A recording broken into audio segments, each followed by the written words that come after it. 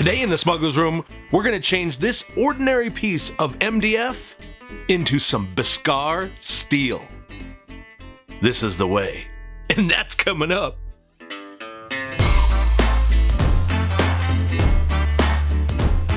What's up, you awesome geeks? I'm Brian, and welcome to the Smugglers Room. This week, this chubby geek is consumed by the new series, The Mandalorian, and it's all about the steel. In this episode, we're going to show you the various ways we went about creating this and how you can do it at home or even get your own Beskar steel from the Smugglers Room. Now, in this episode, we are using things like the laser cutter and the X-Carve because I just wasn't sure exactly what tool I was going to need to pull this off.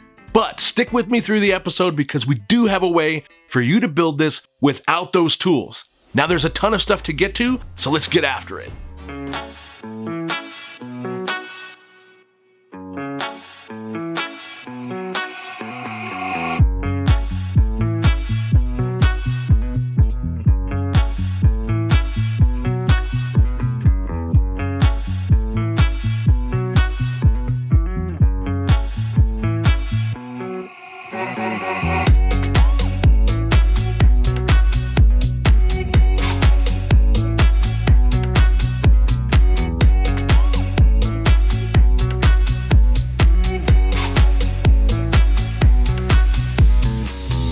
Okay, so we chose MDF because it's fairly inexpensive and I find it easy to work with. Now, one of the two biggest challenges with this project is the engraved Empire logo in the bottom right-hand corner and the Damascus pattern on the steel. So let's start with the logo because that's probably easier to deal with out of the two.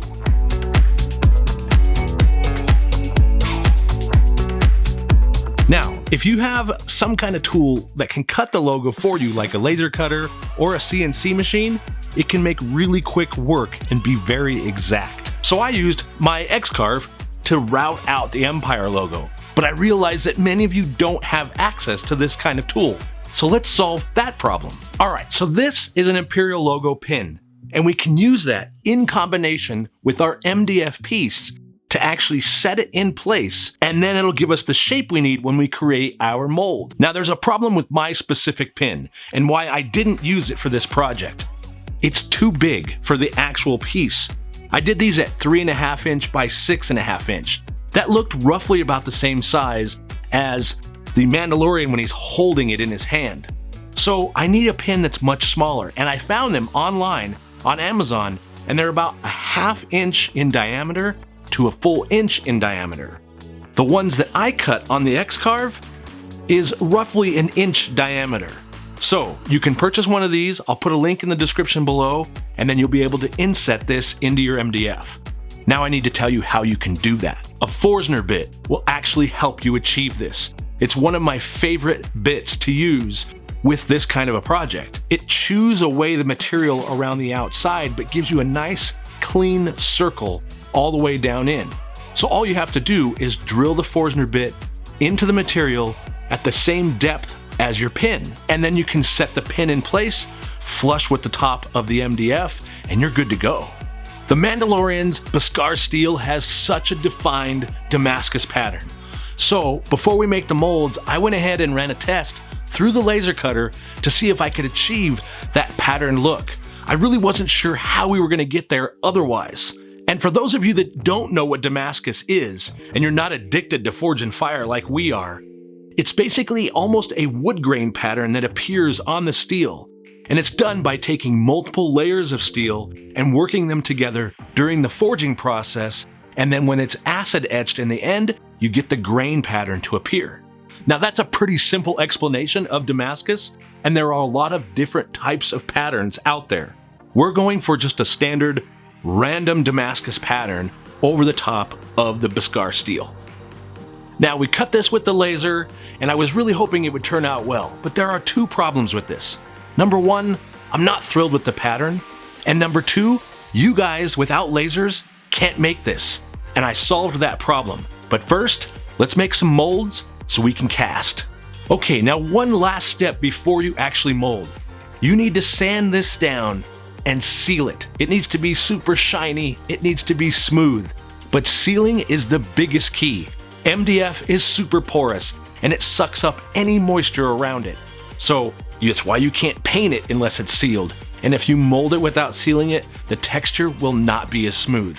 I use a Minwax clear lacquer spray for small projects like this, or a larger tub with a spray gun for bigger projects where I use MDF.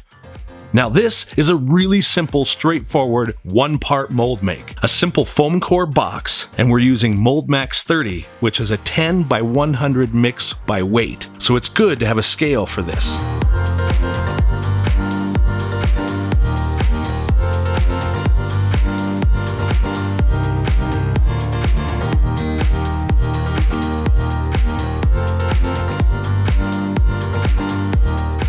Now I'm using a degassing chamber which removes all the air trapped inside the material during the mixing process. But this is a luxury device. You can use the bombs away method if you don't have one. There's a link above to a video where we made molds without a degassing chamber.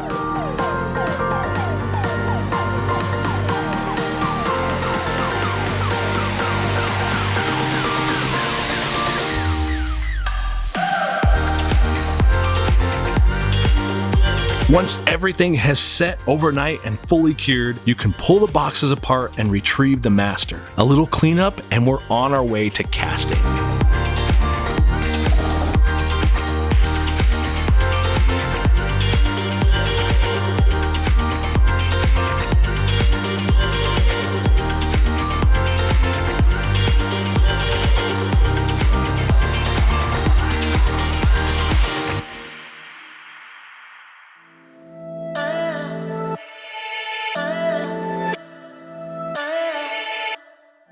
When casting these, the one thing I knew I was going to use is aluminum powder. Now, be sure to wear a respirator when you use this stuff. You don't want the metal dust in your lungs. To apply the powder to your mold, I found that stealing your wife's makeup brush is the best way to apply it. I mean, she's beautiful enough. I don't need her wearing all the makeup anyway.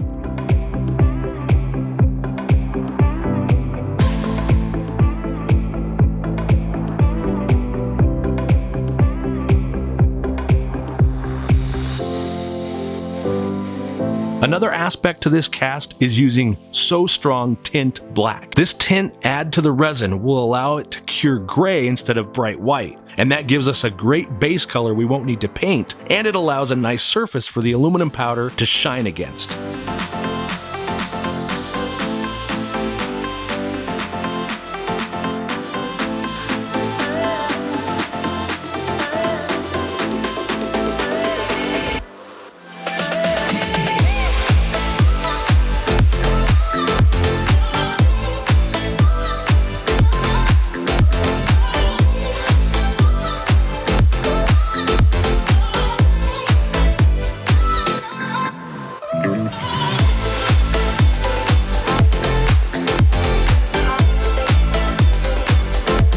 To get the aluminum to shine through, it just takes a small amount of pressure with a soft cloth or a paper towel.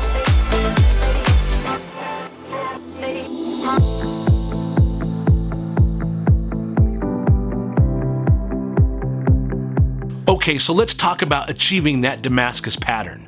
We already know from the show that there's an obvious pattern on all of the Beskar steel.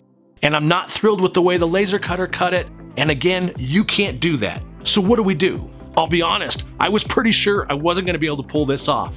Until DEFCON 4. That's right, that's a user on the Custom Saber shop forums. And he posted how he created the Damascus pattern with a really unique way when he was doing his lightsaber hilts. So, how does this work? Well, here we go. Step 1, get a bucket or a container that is the right size and depth for the project that you want to create the pattern on. You fill it with cold water and then spray the color of paint you want on the surface. The second step, you slowly mix the paint into a pattern with a toothpick or a skewer.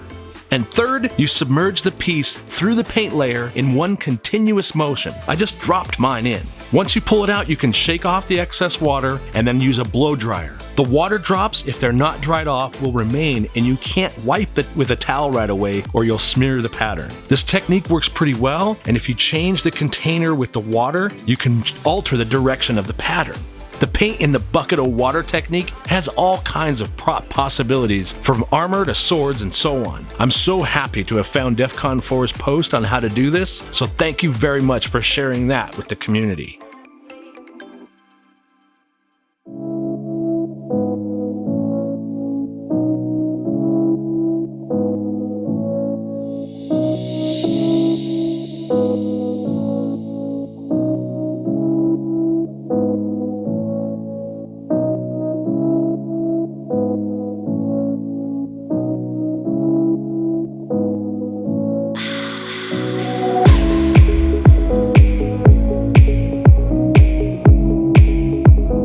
Now you can go out and make your own Beskar steel with the techniques that we've shown, and hopefully that works for you.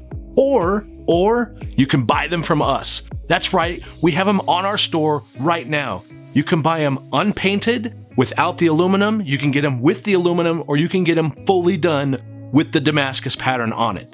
And if you will allow me just a small, selfish plug, we did open up our Smugglers Room shop this past week, and we have Cyber Monday deals going on right now. You can get all of our various t-shirt designs in men's, women's, and youth sizes. We also have our bar glass sets with the Smugglers Room logo etched across the front.